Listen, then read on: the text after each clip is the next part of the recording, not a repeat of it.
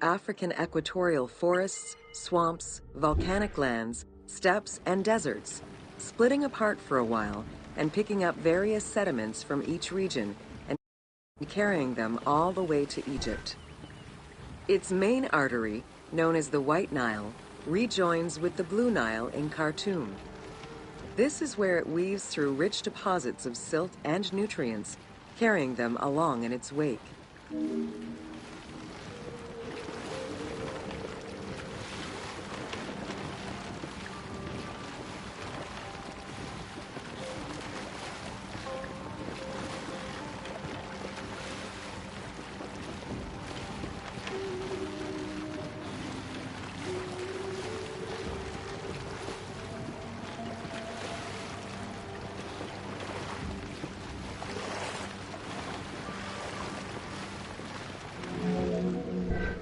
The Nile crosses 6 cataracts from the south to the north, creating natural obstacles between the various sections of the river.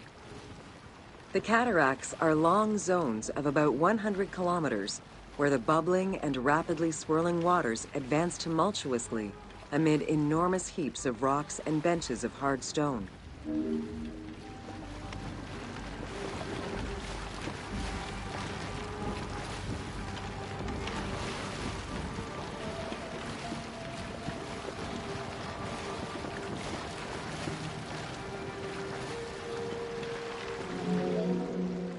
It is after crossing Nubia and the first cataract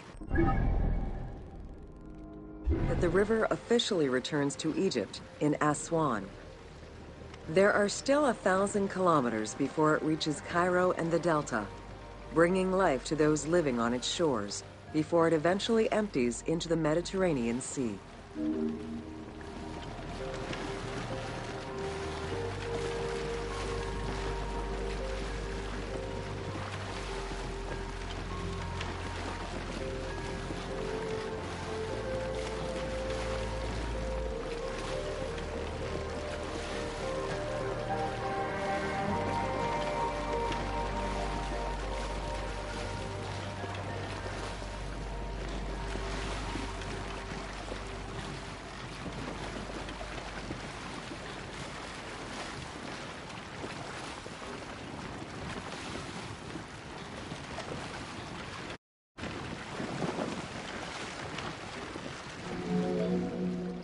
Ancient Egyptian irrigation and water use was centered around the Nile. However, they also had access to streams and rivers, as well as several large lakes. The Delta, situated at the north end of the Nile, also known as Lower Egypt, is a large irrigated area where the river splits into several tributaries.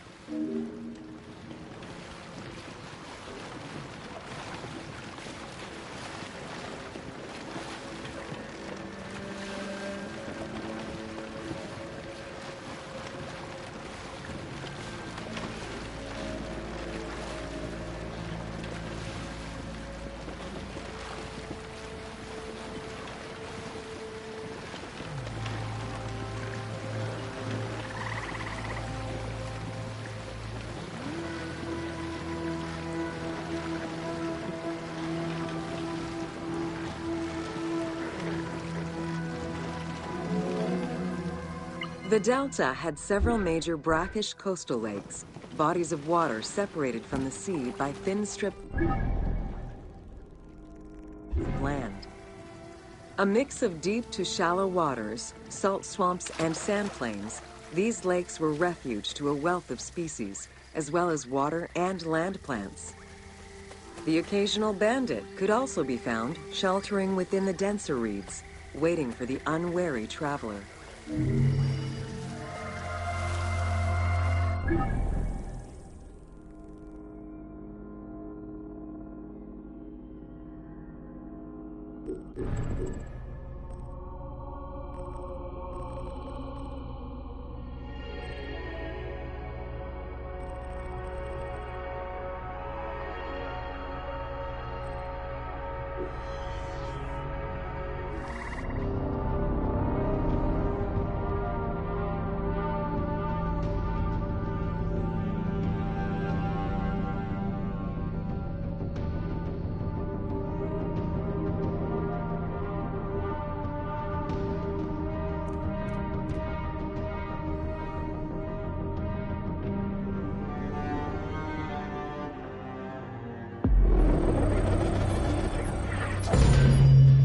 Welcome to Roman forts. The size of a Roman military camp, known as a castrum. Rectangular in shape, the forts were heavily fortified by ramparts and a ditch system. The walls were reinforced with parapets. Access doors on all four sides were each flanked by guard towers. The commanding officer was positioned in the middle of the camp, along with sleeping barracks for the soldiers. The fort also had a granary that was expected to hold rations for a year or longer. To ensure the health of the soldiers, every camp was equipped with medical staff and a hospital. A clean water supply with conduits for a bathhouse and latrines was included in the construction of every fort.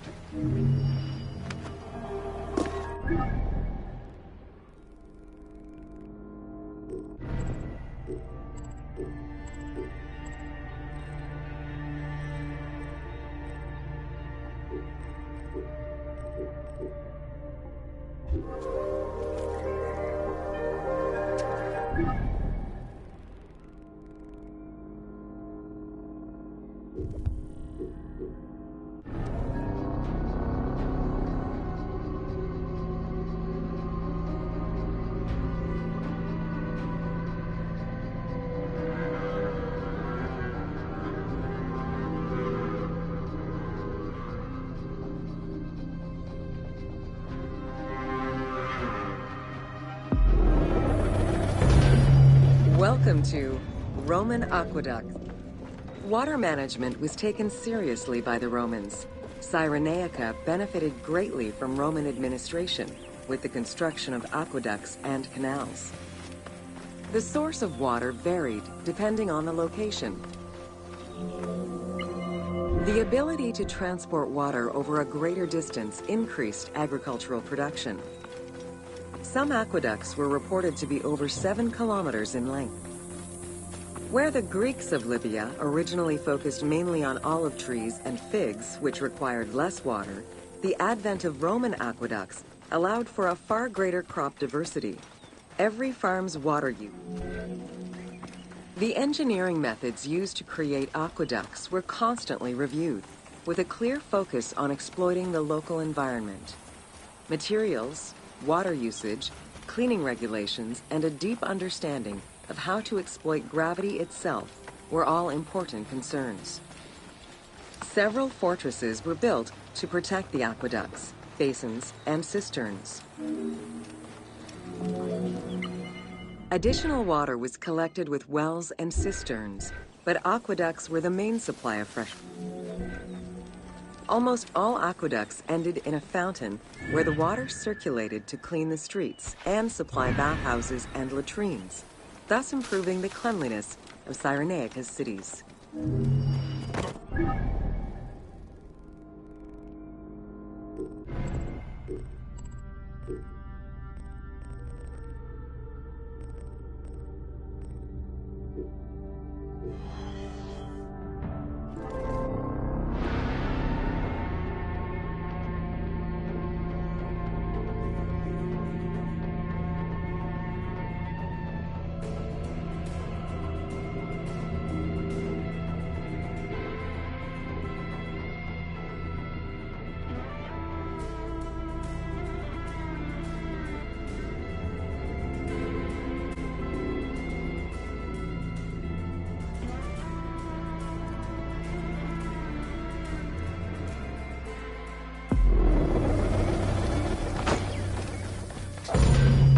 Welcome to the importance of mummies.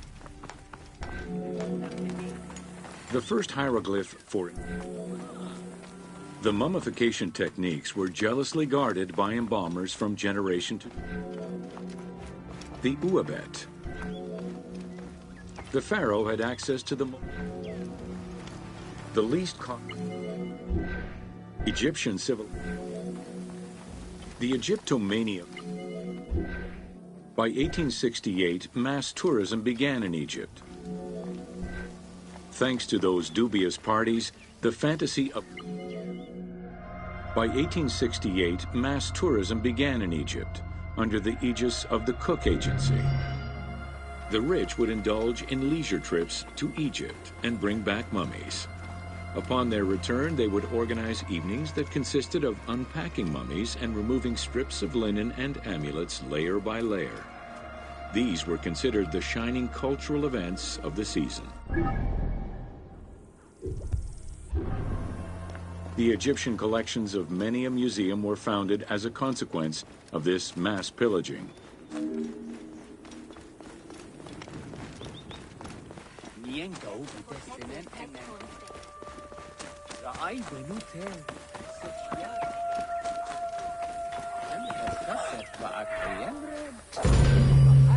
Welcome to Temples and Rituals of Ancient. During rituals and ancient Egyptians believed that Ra, the sun god, the god Ra believed mankind. Unlike the daily rituals that took place in the importance of these festivals is demonstrated by the temple high. Scribes were custodians of the sacred sciences. Priests and the most sacred pharaoh. The naos was where the god statue stood. The representation of the deity was usually in stone or wood and decorated with gold, silver, and precious stones. Smaller temples had only one naos, while larger complexes, such as the Temple of Karnak, had many chambers to honor gods, such as Amun, Ptah, and Osiris. Each statue was believed to be a receptacle for the presence or essence of the god's Ka, enabling it to take a physical form. Through the statue, the god came to the shrine to eat, drink, and communicate with the pharaoh, or with the priests standing in for the pharaoh.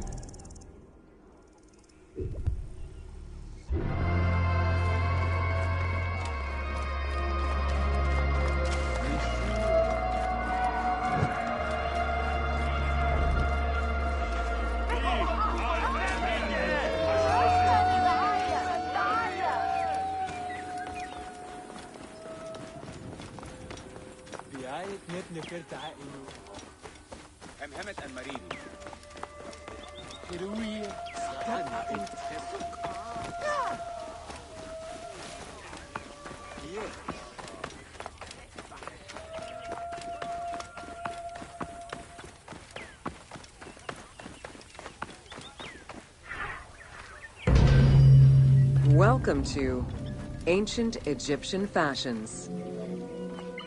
Learning what life was like for ancient Egyptians presents many differences, and yet also surprising similarities. Jewelry was a though idealized. The fabric of ancient Egyptian clothing. Cosmetics, including Egyptians believed kohl had magical powers, wearing it as black eyeliner to protect their eyes from the sun. Women and teenage girls wore wigs were very popular. Prepubescent children generally had their heads shaved. Young girls kept some strands intact, while young boys had a braid worn on the side.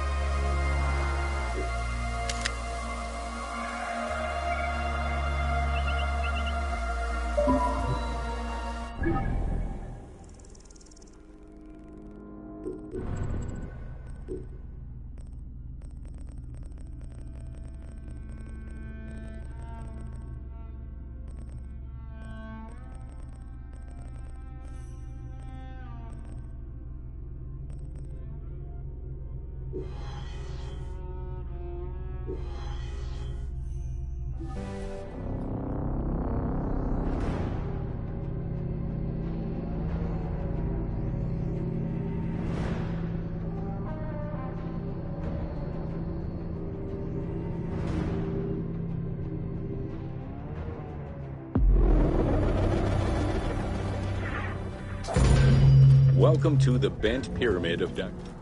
After the construction of the Meidum Pyramid failed, though the pyramid also proved unstable and was abandoned, it marked it.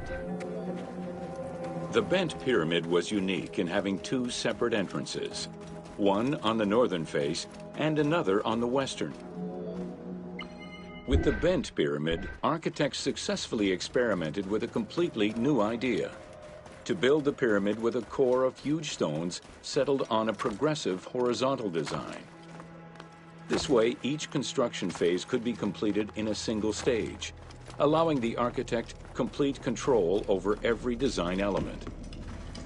Unfortunately, these precautions did not prevent sagging or cracks in the interior rooms of the pyramid. Sneferu abandoned the monument and began the construction of yet another pyramid.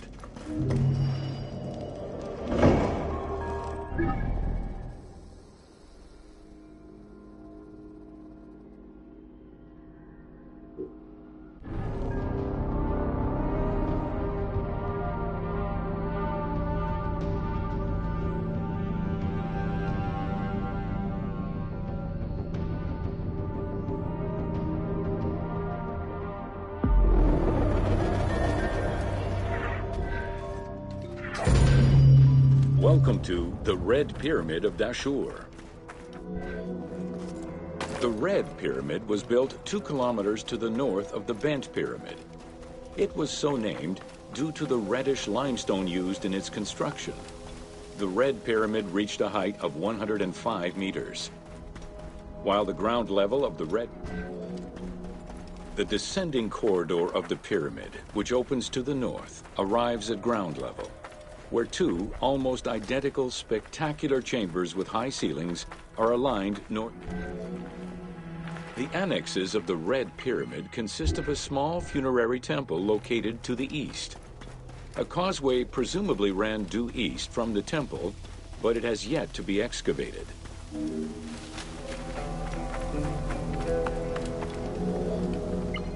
The Red Pyramid was structurally sound, and once finished, marked a remarkable design milestone. Finally successful in his attempts to build himself a suitable funerary monument, Sneferu knew his future beyond death was assured.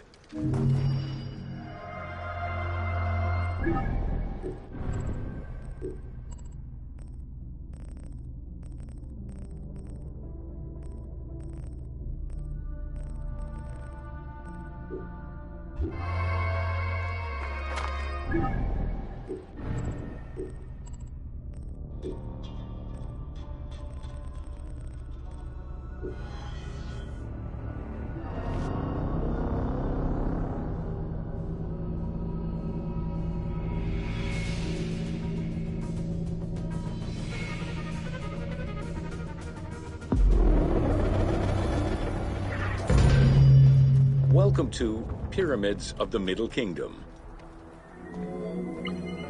During the Middle Kingdom era, the powerful rulers of the 12th dynasty resumed the tradition of the